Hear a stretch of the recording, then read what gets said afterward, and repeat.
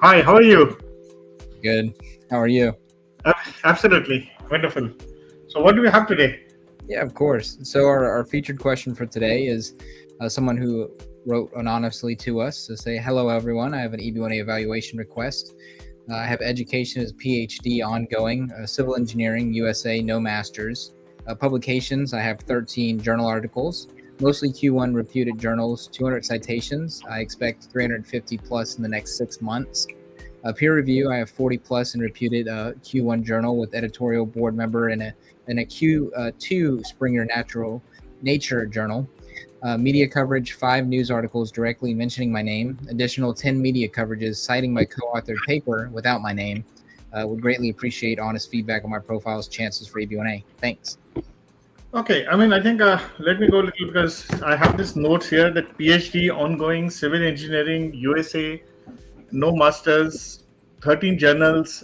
I think that is besides the point.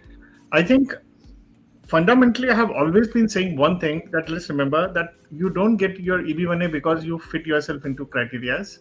You get EB1A because of only three things. The first is you are an expert and your expertise is beneficial to the USA. And third thing is, you will continue in your field of expertise. Now, these are the only three things for which you get. You don't get EB1A because you fit into criterias or you have something high salary or you are earning so much. So I would like to look at it from the lens of only these three things, any case that comes to me. And when people come to us for assessment of profile, I have done this. We have had people drawing $1 million salary or somebody with just 120K also getting EB1A, and that has been our kind of consistent approach. The criteria, I don't want to say that they are misleading or they are confusing, but yes, it does confuse us. They're not misleading, but they do confuse us actually here. Now, for example, here, your PhD is of no relevance to anything. For that matter, we have also seen people with no formal qualifications getting EB1A. Of course, we don't have those profiles on LinkedIn, essentially, which most of the people are reaching out to us. But we did have people who are excellent sportsmen, excellent artists, or you could have done something, with no even formal education yet getting EB1A. Now, out of this whole questions that you are putting forward, that you have got 13 journal articles, reputed journals, 200 citations, the question is whether you have 2,000 citations or 20,000 citations. It really won't make an impact. The question here is that what is your expertise? We don't even know that actually. Okay, now for example, if you are in civil engineering, it means did you come out with some new framework that could constitute as an original contribution that could benefit and impact the field or coming legacy that you are leaving behind? What's your legacy? What is your name to fame? What is the work that you have this thing? How many lives you would have impacted? You see, every individual, every EB1A achiever, or for that matter, at a broader level, every extraordinary ability person would have done something that is, beyond that person. That the impact is more important. You're not. You see, there are three dimensions. I'm taking a longer time to respond to this question to bring it in a correct perspective and look at yourself from the lens of these three criteria. Number one is your knowledge. There's learning continuum, we call it. You have data, you have information, you have developed skills, you have knowledge, and then you have wisdom. And beyond which, of course, there is enlightenment. The question here is that where do you belong here actually? Are you at a skill level? Are you at a knowledge level? You may have, for example, people do their jobs and somebody says that I have a 10 years of experience, and whether 1 year of experience getting repeated 10 times during that 10-year time, I always look at it and I always tell my students that a first grader student has moved to high school by that time, and you are doing the same thing again and again, then it is not a 10-year experience, it is a 1 year of experience multiplied by 10 times. Now, same thing that happens in your life. So first is your knowledge level, second is your progressive experience. That progressive means that you are incrementally enhancing the way a first standard student would move to a 10th grade organically. Have you grown organically, intellectually, or in terms of your functions? And third is, because of these two, what is your expertise that you have developed? There are certain expertise that are not taught in schools, but by virtue of your experience you learn it. Software, certain sophisticated software training. AI is just very recent. In last 2 years it has come to our existence right now. But before that, AI was not part of a formal curriculum actually. So just remember, all these factors here.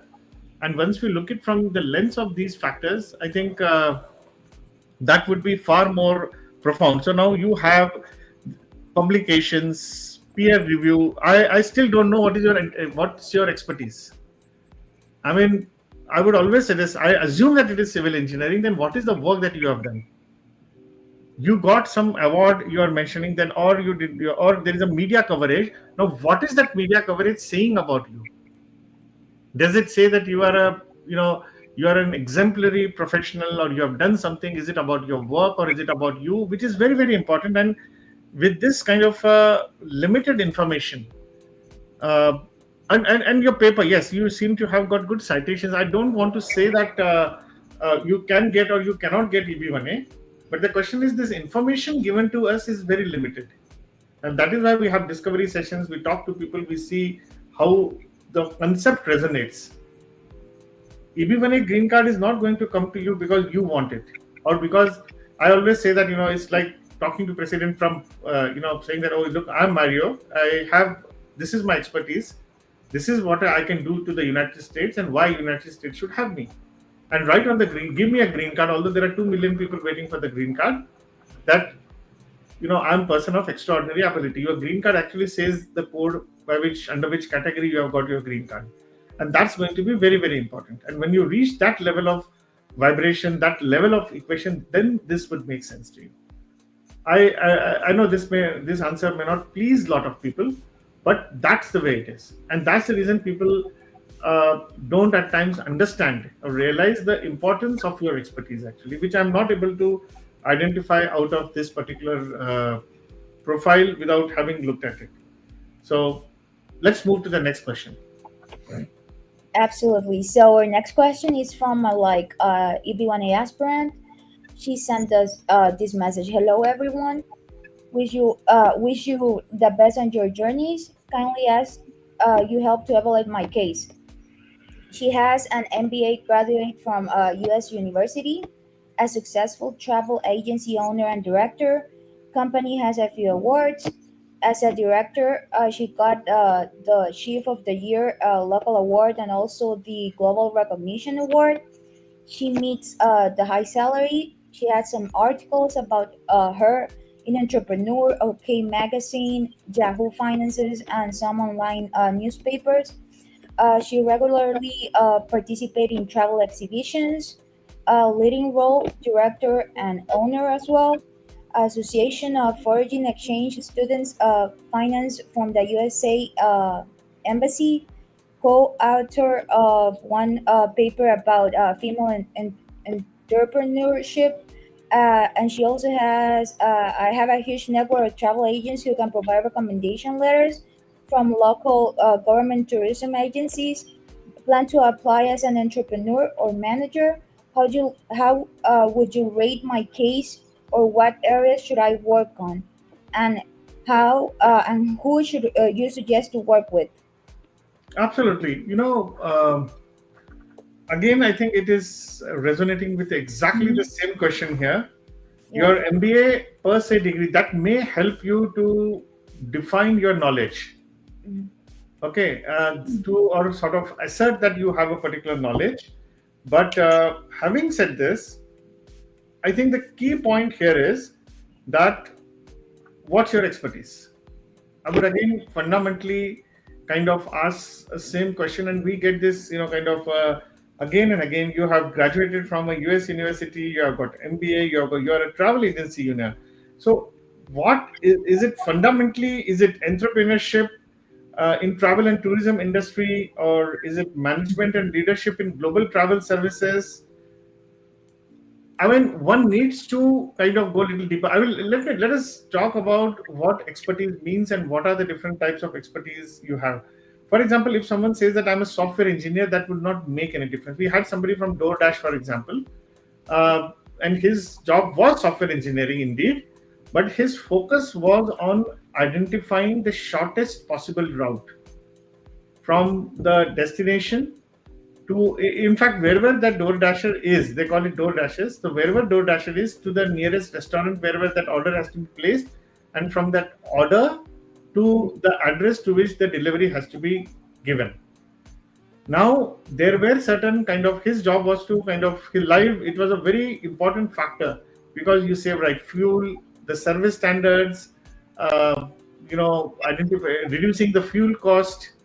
All the things do matter in this. There are 20 other things that would matter: the quality, the person is waiting, the customer service, all these aspects come into mind, and his job was to find out an most feasible route. And the route also, like, you can't just open up any maps and do that. There has to be something, a live location. If there is a something like Google Maps, so but it won't use Google Maps directly, actually. So it would have its own infrastructure, and they use satellite for that. Now, if satellite technology has to be given, how it was integrated with the software, and then this gentleman has, his expertise was defined as something like geospatial software engineering. How many people in their softwares could actually connect a satellite to identify a live road? It's not like, putting an app onto your phone and then trying to find the nearest location or address. That's not the way he was doing it. So he had a very unique expertise, which he could connect his own software coding to the, let's say, satellite, and then give a route live. So his expertise, as I said, became geospatial software engineering. Now that's a kind of expertise you need. Okay, now there was another gentleman who was using, everybody's talking about AI, for example. Now when we talk of AI, his focus was on ethical AI usage and its application, and that's how it became, actually. So once you do this, I think that's the kind of way one it would be actually here. Okay, so I would rather kind of feel that even in this particular case, director of chief of the year, what was the core aspect that you did for which you got the award? I would rather go more granular into it. So same thing about leading. And yes, I'm not saying that you would not fulfill the criteria, but your expertise has to be identified. And importance, there is too much of importance in terms of your expertise, because you don't get EB1A because you have fulfilled certain criteria, or you have done certain, kind of achieved something for yourself. What has been the impact of your work? When I say your, it has to be your expertise. So for example, Mario, if you are let's say, director of enrollment at Nextly, your expertise could be identifying a talent. Your director of enrollment does not make a difference. Your skill is, or your expertise is, identifying talent that could benefit the United States. And then of all the people you identify tomorrow, let's say that, and almost 80% of them become EB1A achievers, that would be your success. Then you yourself are truly extraordinary. And same thing with Syria. So I personally feel it's not about you becoming extraordinary or you being a celebrity or something. Oh, I have so much of media, I have so much of this thing. It's about your work being celebrated. You don't have to be celebrity, your work has to be celebrated. What is the work that has been impacted by virtue of your work? That's important. Mm-hmm. I hope that makes sense, because I'm not going, but yes, we would be, there seems to be a lot of accomplishment, but the presentation right now, for us to understand the expertise for the purpose of EB1A, is we are very limited and restricted right now on this. So we'll be happy to meet this person and kind of see whether we can help them or not. Please reach out to us and we'll be more than happy to assess your profile also. But given your expertise, something that we'd like to identify deeper. Okay, so let's move to the next. Absolutely. So this next anonymous user, they said, how do you help aspirants in the next league who are unsure about their qualifications build the confidence needed for a successful petition? I think it's a very deep question, actually. It's extremely deep here, that how do we build confidence? The question is that, we can only inspire you externally if you are motivated internally. So our job is to help you keep on going. So people are at a different, we have done a research actually at a different emotional, kind of resilience. How deeply you are committed to your own goals. That's the fundamental thing. That's inspiration. What's your key inspiration here? We do this. But yes, I think we try to have small wins which are very important actually here. And that's what it's not about your qualification. That's what I'm saying. Unsure about their qualifications. It's about your impact. So let's say, for example, somebody has a 10 year of experience, and we have seen that people with a 10 years of experience, uh, let's say, earning a salary of 150K right now. So we can make out, and if you add up all the salaries and bring it to the present value, let's assume that it is 150K. So basically, in a span of 10 years, the person would have earned $15 million. If you are kind of working in any company for a job, especially in a profit making company, it would automatically imply that you have produced a 20x of return. So having produced a 20x of return means that you have created an impact of 15 into 20, which is roughly around $300 million. You have impacted or created an output by virtue of your expertise. Based on all your work that you have done, little wins that you have done, what is a common factor that is there, for which different companies are ready to pay you also at times. Now, 300 million you have created sort of value into the whole growth of human economy, from where it is coming and what has been the core strength of that. That core strength becomes your expertise. And our job is also at times, rather than just merely helping them for EB1A, is to let them identify their expertise by this method, because then that remains. So you are your expertise, and if you have done something consistently, because typically what happens is when we do our jobs, a 9 to 5 job, 9 to hours, sometimes we work late or whatever, we get tied up into our own web of doing jobs. You don't realize the impact that you are creating. For example, when you are talking to people, Mario and Syria, to identify, help them become EB1A, the impact that you are making on their lives. Typically in a job, it might be just be talking and doing like a customer service, or you may look it from that perspective. You may be called as director enrollment, customer service manager, or you could be called as anything, any name that could be given to you. That is not important. So that is why the EB1A happens, and we help you realize the importance of your job that you have done and the impact that you might have created, which at times you may feel that you may never get your EB1A also. Our job is to also identify your mojo, as they call it. That's the way we try to help people. So let's take the next question. Yeah. So the next question says, how do you incorporate feedback from the previous USCIS reviews or RFEs to refine your organic profile building process? Wonderful. I think there are two parts of it. The organic profile building is one part, and from second is about the technical aspect of it. How does it fit into the EB1A jurisprudence itself actually here? So the first thing, as I mentioned, is the identifying. I gave an example of somebody drawing 150K for 10 years and $300 million impact that somebody might have created. The question here is that we try to identify your expertise here. Now, people do reach out to us and say that, have you done somebody for civil engineering? Have you done? Please understand one thing. Each one of the 45 achievers that we have had, each one of them would have a very unique expertise. Your common factor is not important. How you differentiate yourself is more important for the purpose of EB1A. Let's understand that. So that's the first thing. We help you how unique you are and how different your own expertise is for the purpose of your EB1A. We try to do that with you. Now, with reference to the EB1A jurisprudence, we would have studied over 1,000 cases, the past cases which have been rejected, which have been appealed. People have reached out to us with their multiple RFEs. We try to see a common trend in that and certain pattern. For example, we saw that there were a lot of RFEs which are recently coming out saying that, look, if evidence has to be given, it should not be tampered. Now, tampered doesn't really mean, for example, that you have manufactured it or you have created a fake letter. It also means that when you give a screenshot, for example, that screenshot should be absolute. You don't try to beautify it in an Adobe. Don't try to, Photoshop it for your own, for the purpose of submitting. It has to be as it is. Screenshot means screenshot. There could be some pop-ups. There has to be an hyperlink at the end of this thing. Now, that screenshot, otherwise it will become a fabricated or a manufactured. So this is how small things would matter in your, and we have done, I would have studied at least 1,000 cases of EB1A met at least 100 achievers. At least 45 of them are from our own program. And that has helped to kind of give a substance to the way we kind of talk about EB1A and how we have been able to help several people, and we are helping hundreds of people to become EB1A actually.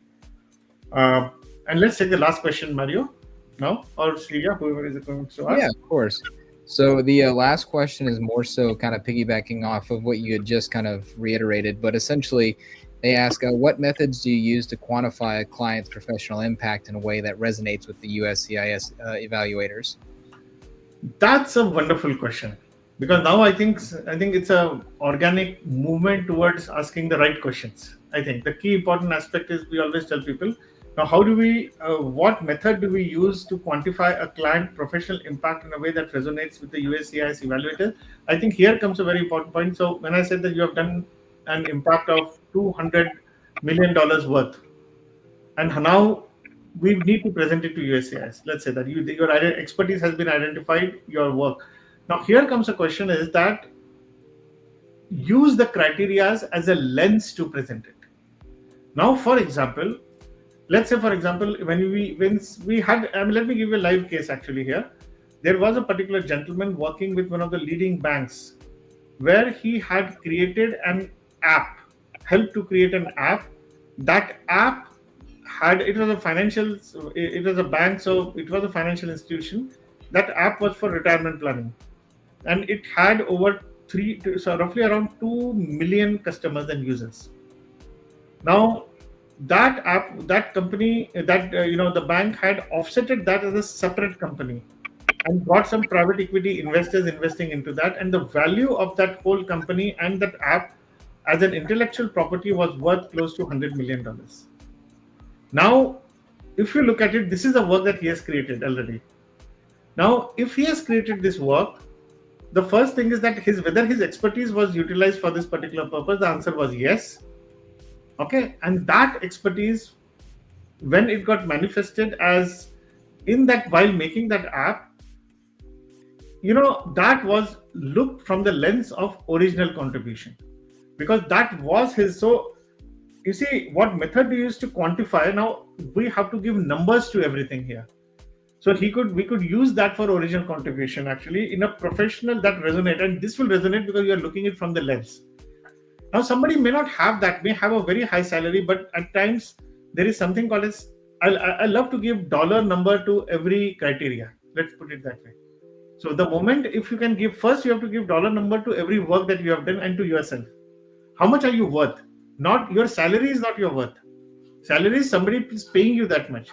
But we use something called as, it's a method in human resource valuation that at times certain IT companies like Infosys or Microsoft, they have been using it in their balance sheet also, which has been accepted by International Accounting Standards Board as well actually. In terms of, okay, how much is Mario valued to the company, to Next League Executive Board LLC? There is a method by which is accepted by accounting standard, which can actually state that Mario is worth $20 million to Next League Executive Board. Now we help you identify that number. Now that number is given as an expert opinion, and that makes your case irrefutable, because by doing this, you cannot get refused and rejected. Does that make sense? Yeah. So I think that's all we have for the day today, actually, guys. If there are any more questions, friends, please reach out to us. If you're looking for becoming the best version of yourself and wanting to become EB1A achiever, reach out to Mario or Syria or I. And if you want your profile to be assessed, give us more details. Don't just give criteria-centric approach. Give us more details. We'll be happy to kind of do this for you. So, and if you have got any RFEs or noise or any question that you want to ask regarding EB1A, again, please reach out to us. We have done it in the past. You can look at the past videos, and we'll be more than happy to help you for everything. So wish you all the best and have a wonderful Saturday. Bye-bye. Bye. Thank you for joining us today. If you have any further questions or need personalized guidance, please reach out to us. We are here to help you every step of the way in your journey towards achieving your American dream. Let's connect and make it happen together.